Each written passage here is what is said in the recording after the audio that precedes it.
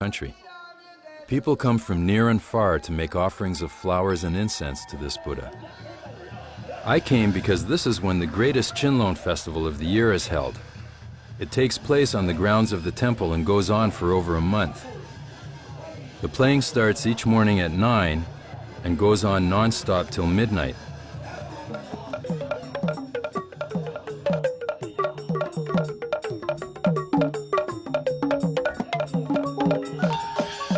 More than 900 teams come from all over the country. Performing in the festival is a way for the players to make an offering to the Buddha.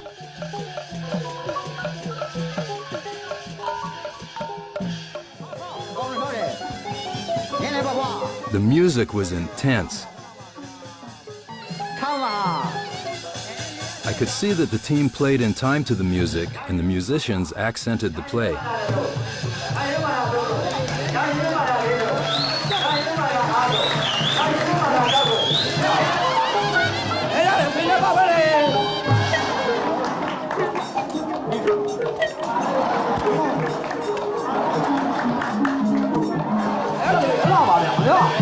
An announcer called out the names of the moves and entertained the audience with clever wordplay.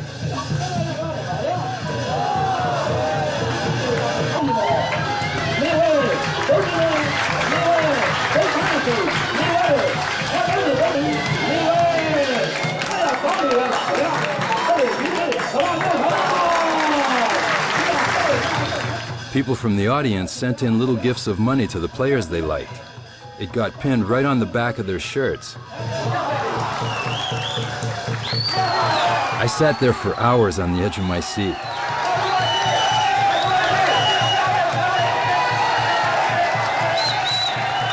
It seemed so wrong that the rest of the world didn't even know Chinlone existed.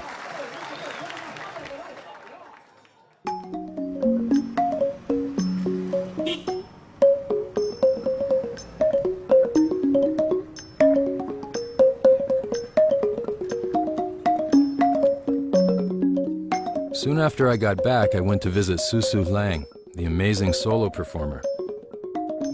She lived in Amarapura, which is about half an hour outside of Mandalay.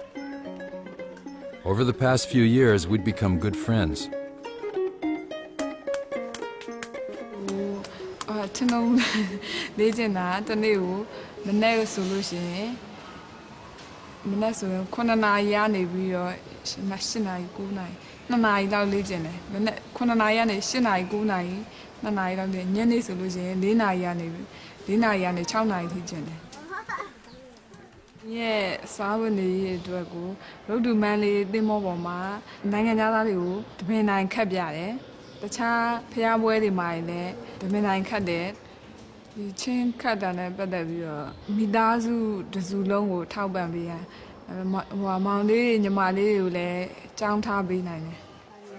The feeling of family is really strong in Myanmar. It was a really mixed feeling for me being around Susu's family. I loved it in one way, they were so close and it was a real beautiful feeling. But in another way, it made me feel sad, really sad, because I never had that when I was a kid. I've never gotten used to being an only child.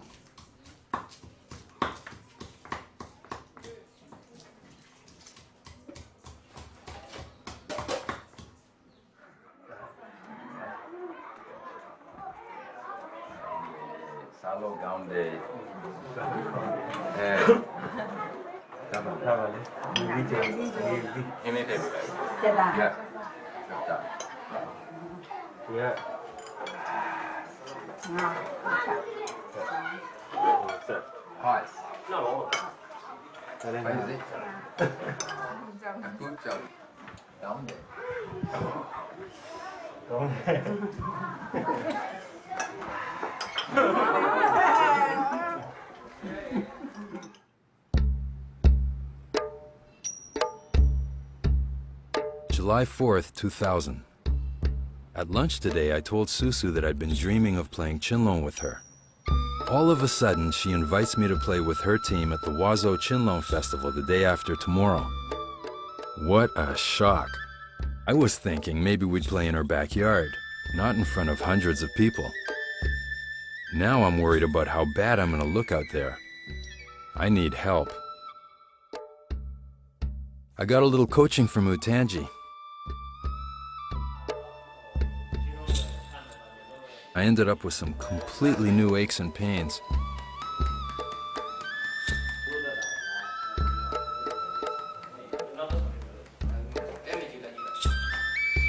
I was really worried that I'd make that whole team look bad.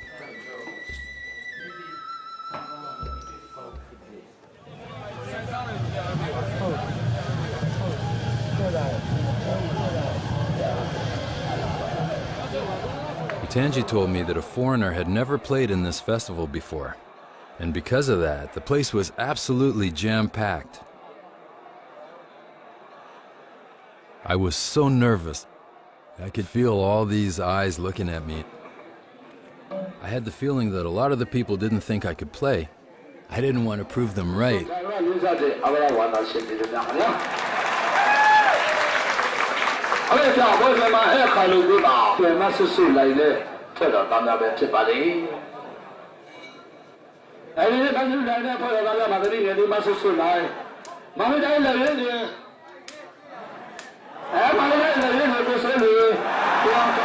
Right from the first few kicks, the audience started laughing and clapping and whoa.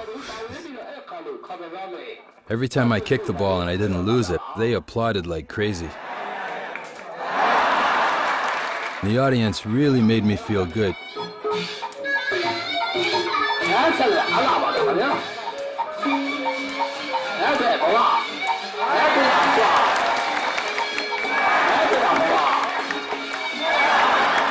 I got a couple of little moves, but I knew I was hanging on by my fingernails.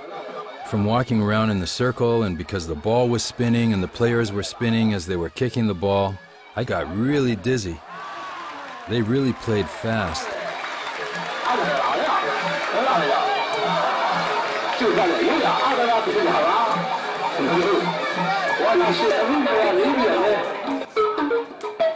I was extremely excited to be in there so close to Susu and the other players doing all these great moves.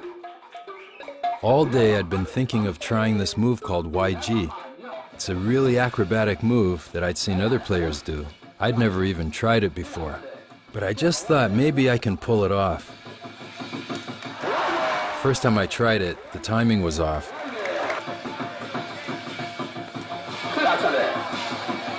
I tried it again and I didn't get that one either. I thought, okay, one more time, and if I don't get it, that's it. And I got it. I looked over and I saw Susu smiling and clapping, and I just felt like a hero. I got such an intense feeling being in that circle, like I was in another dimension. About halfway through the game, I started to feel like I was in a trance.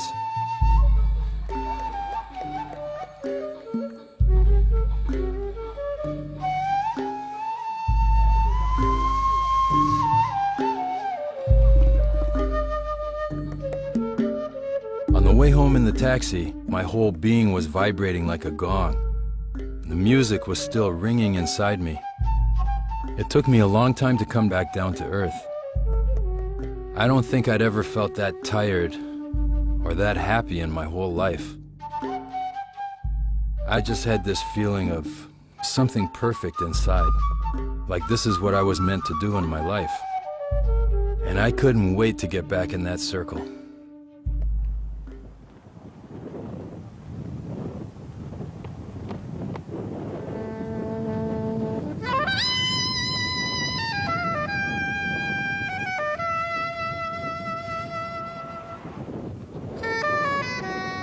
Toronto that year was like a foreign country. Winter was like torture for me.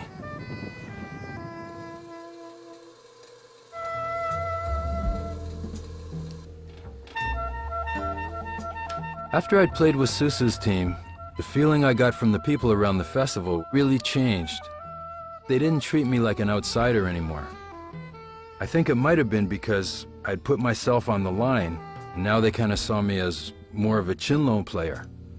But what really meant a lot to me was that Susu invited me to play with her team again at the next festival. I just love playing this thing so much. It's like this hunger I have, this need I have to play Chinlone. When I play Chinlone, I really feel like myself. I really feel whole. It was too cold for me to go outside and practice, but I had to do something to try and keep my touch with the ball. I ended up practicing in my hallway, and it was pathetic, but it was the best I could do. I knew that I'd have to play a lot better in the festival the next year, because I wasn't going to just be a novelty like I was the first time.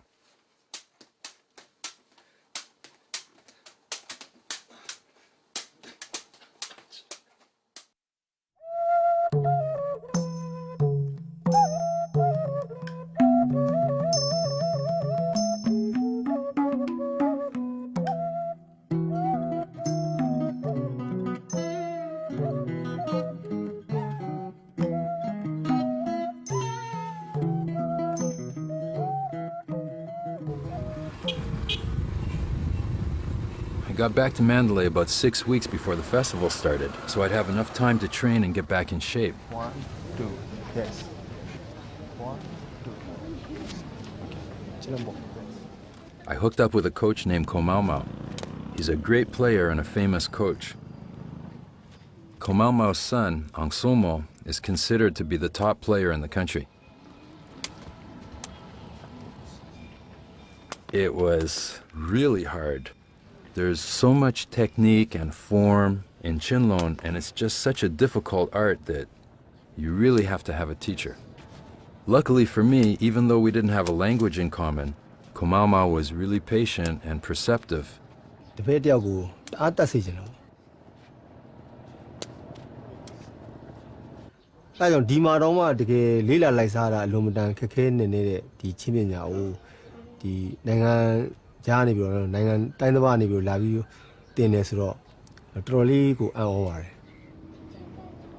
Every morning I'd get coaching with Komaumau, and then in the afternoon I'd go and play in a circle with a friend of mine named Mota. Mota was the fastest player I'd ever seen, and he had also been one of Komaumau's students.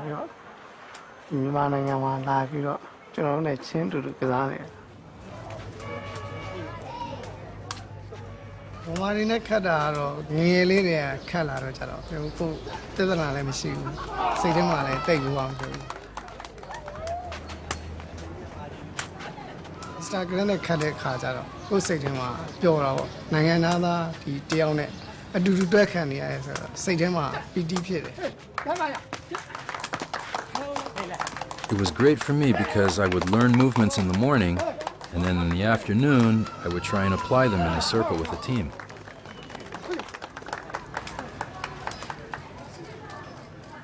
One of the other players that used to come in the afternoon was Angsomo, who's an extraordinary player.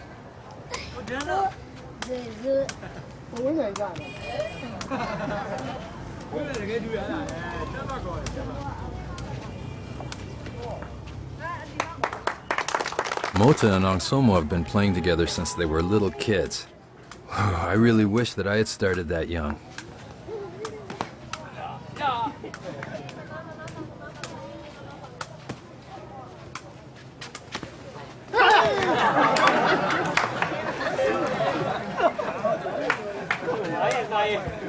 I've had a couple of other teachers, and then now since I came on this trip, I've been playing with Mota. For some reason, I learn very quickly some things I never knew before. I don't know how, it's almost like magic or something.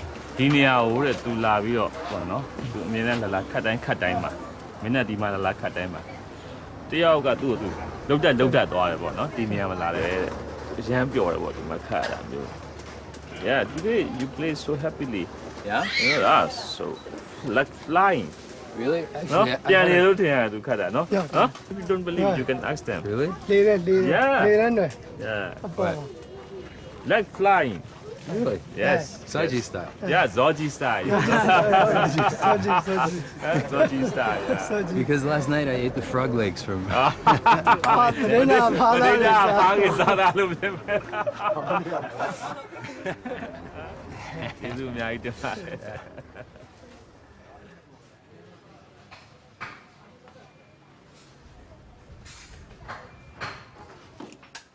Unfortunately, only solo performers like Susu can make a living from playing Chinlong.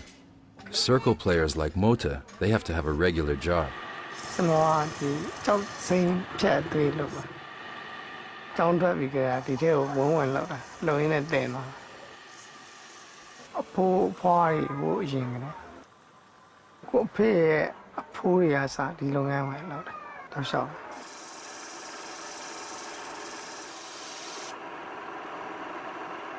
ချင်းလုံးကနေလို့ရှိရင်အရာအလုံးကိုမေ့ဘာမှမသိတော့ချင်းလုံးပဲဇန်ဝင်ချင်းလုံးပဲအုံတော်ထဲမှာရှိဒီပြရတယ်ဘာမှမသိဘာမှမရှိတော့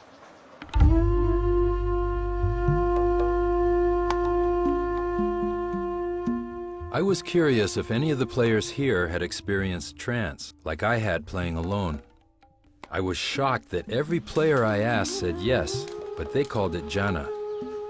Jhana is a Buddhist term that describes a state of mind that comes about from centering the mind on a single object. Usually this occurs during sitting meditation. In Chinlong, it comes about from one-pointed focus on the ball. The team becomes like a single organism. Jhana is also where the word Zen comes from. Chinlong demands the same kind of continuous, unbroken focus that people strive to attain by doing Zen meditation.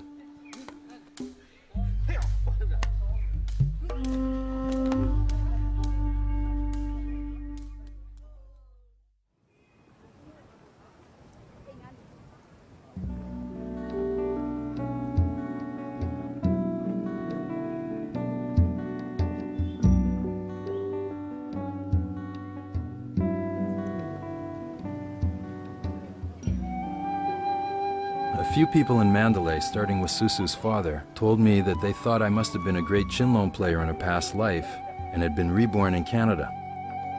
It's a really strange idea. At the same time, I don't have a better explanation for why I'd fallen in love with Chinlong so hard and so fast.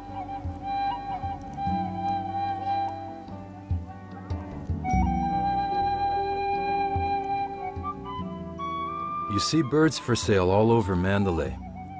People buy them just to let them go. It's a way of gaining merit in their next life.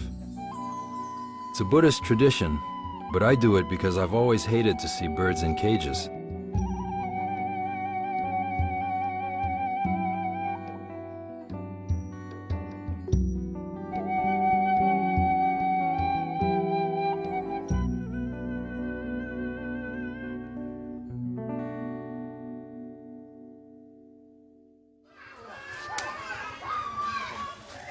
Finally, I was getting to learn moves that I'd been dreaming about for years.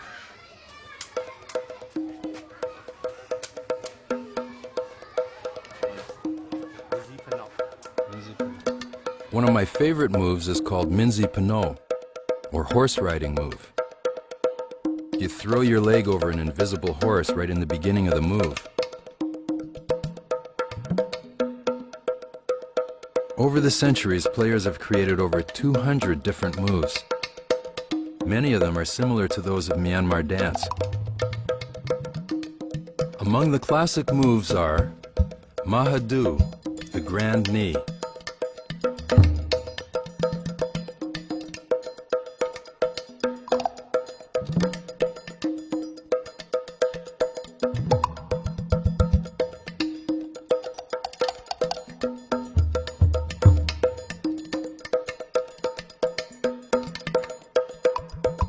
YG, the great crossover.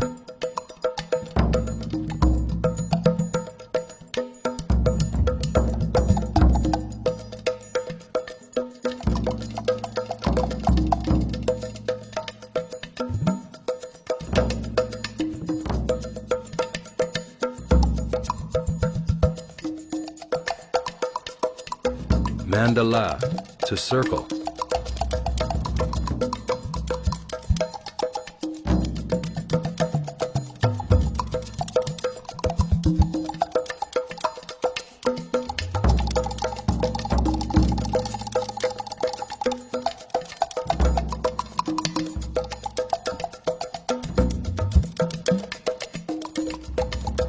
Lei Wei, the flying circle.